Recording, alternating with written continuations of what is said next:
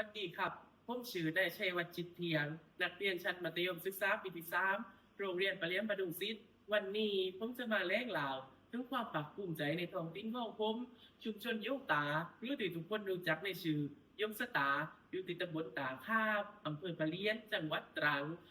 ชุมชนเล็กๆปลายแหลมที่มีหัวใจย้อยว่าพื้นเลขบางคนเคยแลผ่านหัวชุมชนบ้านผมเป็นแก่ชุมชนปลายแหลมแหลกๆแต่สำหรับผมยงตาคือรักเงาคือความภาคภูมิใจที่ติดตัวผมมาตั้งแต่เกิดวันนี้ผมอยากให้ทุกคนได้รู้จักยงตาชุมชนเล็กๆที่เต็มไปด้วยความพอเพียงน้ำใจและภูมิปัญญาผ่านแววตาและเสียงหัวใจโดยซ้ำเนียงตายแต่แท้จากหนุดยงตาคนนี้ ชุมชนยงตาเป็นชุมชนเล็กๆตั้งอยู่ตรงแหลมหัวโบนรอบๆเป็นป่าปังขาเขี้ยวๆมีเล่อยู่ปลายทางคนบ้านเรานี่อยู่กับเล่มาตั้งแต่ตัวยาตายายไม่ว่าจะตกปูรุ่นหัวว่างหวนเราก็ทำกันเองเพ่ผมว่ารุงฝ่าข้าวเสียงเกียงอย่างวักเราก็ได้ยินเสียงเรือเล่นในเล่บึงปลามาก็ไปออกเล่ผ่าเรือรุ่นหัวมั่ง เรือแจวมั่งไปรุ่นกุ้งห้าปลาเพื่อมากินเลี้ยงครอบครัวโม่เราไม่ใช่ประมงอุตสาหกรรมแต่เป็นประมงหัวใจที่รู้จังว่าฤดูกาลอาศัยน้ำขึ้นน้ำลงไม่จับหมากไม่ตาโลรู้ว่าเล่ให้ชีวิตกับเราได้ถ้าเรารู้จักรักษานี่แหละคือผู้ปัญญาชาวเล่ชาวตายบ้านเรา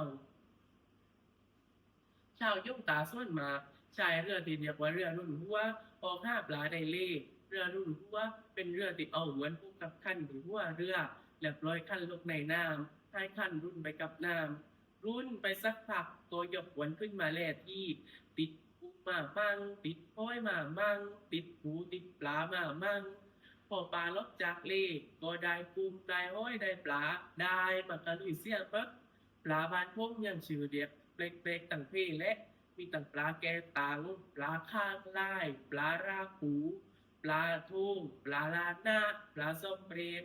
พวกนี้ติดจับมาได้มาก็จัดแจงเหลือกเอากุ้งใส่ทุ่งหนึ่งมึกทุ่งหนึ่ง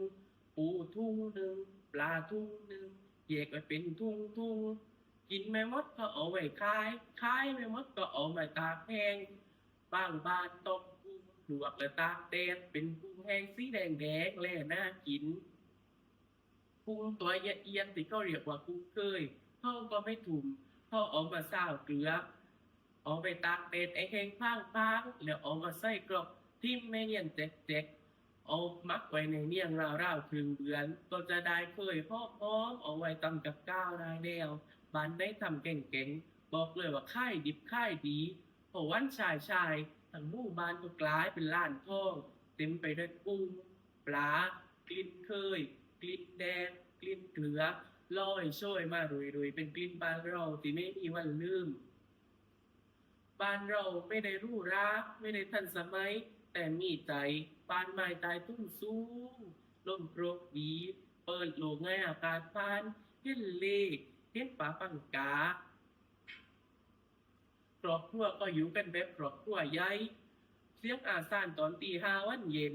เป็นสัญญาณบอกให้ทุกคนในบ้านมากันพร้อมหน้าพร้อมตาละมาเซ็ตลูกหลานก็รวมวงกันกินข้าวกับข้าวก็เรียบง่ายตามวิถีชาวเล่ต้มส้มปลาบอกยำล้อนนอกเกยชะลูนึ่งแกงเลียงตูเดแกงส้มกับข้าวที่ขาดไม่ได้นำชุบปักนอกเป็นลูกตอนเมี่ยงกินกับข้าวสวยร้อนๆแล้งในคำเดียวว่าร้อยนักกินพลางเล่มพลางเสียงหัวเช้าดังเพื่อนจากตายตุ้นเรินตียุ่งตาส่วนใหญ่จะนับถือศาสนาอิสลาม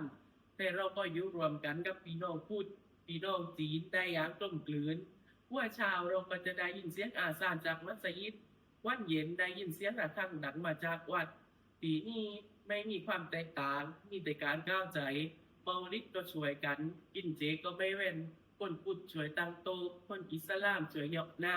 ำมีไม่มีแบ่งไม่มีแยกเพราะเราถือว่าบ้านเดียวกันตามศาสนาแต่หัวใจพวกเราเพื่อนกันว่างนี้ผม ยกสตาฟมีโฮมสเตย์เพื่อให้นักท่องเที่ยวมาเรียนรู้การออกเลขการรุ่นผู้ว่าว่างอวนมาแล่วันตอกปินเตแลมยกตาไปเดินเที่ยวเลงแวกไปลุยสั้นดอนห้อยเราไม่ได้ค่ายเก็บกุ้งห้อยปูปลาแต่เราค่ายเรื่องราวค่ายวิถีชีวิตเพราะนี่คือทุนวัฒนธรรมที่ลูกหลานกำลังสืบสาน วันนี้ผมมายืนตรงนี้ด้วยความภาคภูมิใจในเล่ห์ที่เลี้ยงผมมาภูมิใจในกลิ่นเคยกลิ่นปลาเค็มที่หอมขึ้นมาทุกๆวันเย็นภูมิใจในรอยยิ้มของเพื่อนบ้านที่ถึงจะต่างศาสนาต่างวัฒนธรรมแต่เราก็อยู่รวมกันได้อย่างกลมเกลียวเป็นอันหนึงอันเดียวกันเราเป็นพวกเป็นใยกัน เราแบ่งปันกันตลอดมากยกตาอาจเป็นแค่จุดเล็กๆบนแผ่นดี แต่ในหัวใจของผมมันคือบ้านที่อบอุ่นที่สุดในโลกขอบคุณครับ